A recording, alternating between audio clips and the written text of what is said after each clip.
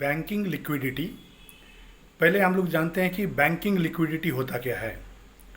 तो लिक्विडिटी मतलब होता है किसी भी ऑर्गेनाइजेशन में कितना कैश, कितना लिक्विड एसेट्स मतलब जिसको कैश में जल्दी से कन्वर्ट किया जा सकता है, उसका अवेलेबिलिटी जितना ज़्यादा होगा उतना ही लिक्विडिटी ज़्यादा माना जाता है किसी भी कंपनी में या बैंकिंग सेक्टर में। तो आज हम लोग जानते हैं कि बैंकिंग सेक्टर में लिक्विडिटी का पोजीशन अभी क्या है। जो अभी अभी न्यूज़ आया है रिजर्व बैंक ऑफ इंडिया के तरफ से, अभी जुलाई में जो लिक्विडिटी, सिस्टमैटिक लिक्विडिटी पोजीशन था बैंकिंग सिस्टम में, वो था 1.02 ट्रिलियन और अगस्त में ये बढ़ के हुआ है 1.49 ट्रिलियन। यानी बैंकिंग सिस्टम में अगस्त के महीने में जुलाई के कंपैरिजन में लिक्विडिटी ज़्यादा है। लिक्विडिटी ज़्यादा होने का मतलब बैंक के पास सरप्लस कैश है या कैश रिलेटेड लिक्विड एसेट्स है। लिक्विड एसेट्स मतलब मैंने बता दिया, जिसको कैश में इजीली कन्वर्ट किया जा सकता है। तो इससे हम लोग को एक बात पता चलता है कि अभी बैंकिंग सिस्टम में कैश का कोई कमी नहीं है।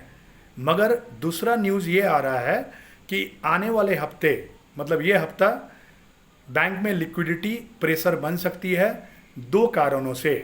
पहला कारण है एडवांस टैक्स पेमेंट और दूसरा कारण है GST, goods and services taxes outflow. तो ये दो कारणों से बैंकिंग लिक्विडिटी में प्रेशर आ सकता है। अब ये बैंकिंग लिक्विडिटी को प्रेशर, या अभी लिक्विडिटी एक्सेस है, प्रेशर आ सकता है, इसको आरबीआई किस नज़रिए से देख रहा है। पहला चीज़ आपको समझने की ज़रूरी है कि मार्केट में इसका क्या इम्पैक्ट पड़ सकता है। तो आरबीआई का कहना है कि इससे मार्केट में उतना इफेक्ट नहीं पड़ेगा, जो इक्विटी मार्केट है, स्टॉक मार्केट है। मगर यूएस फेड का जो अभी 18 को एफओएमसी का, फेडरल ओपन मार्केट कमेटी का मीटिंग है, उससे जो इंटरेस्ट रेट डिसाइड होने वाला है, उससे ज़रूर मार्केट में इम्पैक्ट पड़ेगा, क्योंकि ट्रेडर्स उसको लगातार वॉच कर रहे हैं कि क्या आ सकता है। रेट कट अच्छा आता है तो बाज़ार में तेज़ी आएगी, नहीं तो फिर बाज़ार में स्टेबिलिटी, नहीं तो गिरावट आ सकती है। तो इसमें ट्रेडर्स की नज़र है, इससे कोई ज़्यादा इम्पैक्ट बाज़ार में नहीं पड़ेगी, ऐसा आरबीआई का कहना है। अब आते हैं थोड़ा इकोनॉमिक एनालिसिस पार्ट में। कभी भी बैंकिंग सेक्टर में लिक्विडिटी ज़्यादा हो या कम हो, इसको आरबीआई कैसे मैनेज करती है। एक टूल है स्टैंडिंग डिपॉजिट फैसिलिटी टूल।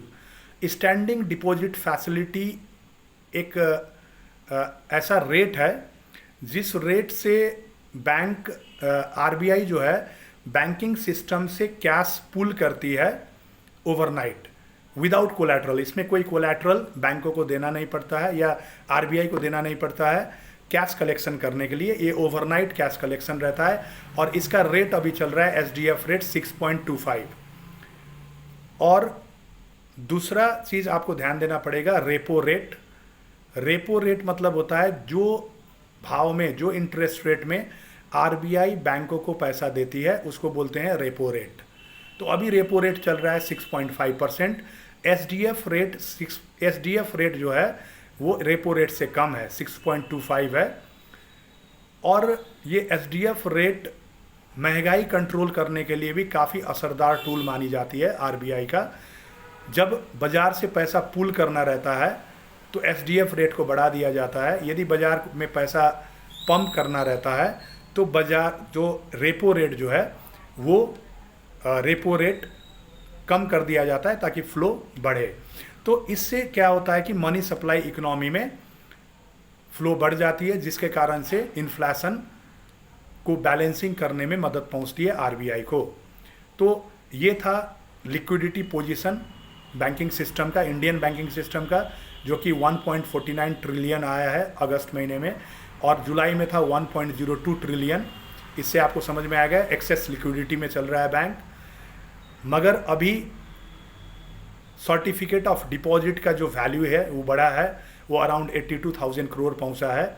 इससे पहले महीने में था, अगस्त महीने में सर्टिफिकेट ऑफ डिपॉजिट मतलब होता है एक ऐसा एक सेविंग डिपॉजिट जो सर्टिफिकेट के जरिए इश्यू किया जाता है एक पर्टिकुलर इंटरेस्ट रेट में एक particular time period of time के लिए, जिसका वैल्यू बढ़ा है 82,000 करोड़ पहुंचा है और पहले ये था अराउंड 67,000 करोड़। तो सर्टिफिकेट ऑफ डिपॉजिट बढ़ा है। अभी डिपॉजिट का ग्रोथ कम हो रहा है, सब बैंकिंग सेक्टर का वही चिंता है। अब ये लिक्विडिटी सरप्लस जो देखा गया है इस हफ्ते जब कम होगा एडवांस टैक्स और जीएसटी के लिए, जीएसटी के कारण से, तो इसको अब आरबीआई कैसे हैंडलिंग करेंगी एसटीएफ रेट द्वारा, रेपो रेट द्वारा, वो देखना बाकी है। तो ये था थोड़ा सिनॉप्सिस जो मैंने आपको दिया। लिक्विडिटी पोजीशन, एसडीएफ रेट क्या होता है, सर्टिफिकेट ऑफ डिपॉजिट क्या होता है और रेपो रेट क्या होता है। तो ये जानकारी एक बैंकिंग सेक्टर का टेक्निकल जानकारी है जो मुझे लगता है आपको पसंद आया होगा। यदि पसंद आया है तो आप लाइक और शेयर कर दीजिए और ऐसे ही नॉलेजेबल और इन्फॉर्मेटिव वीडियो पाने के लिए मेरे चैनल को सब्सक्राइब ज़रूर कर दीजिएगा। Thank you.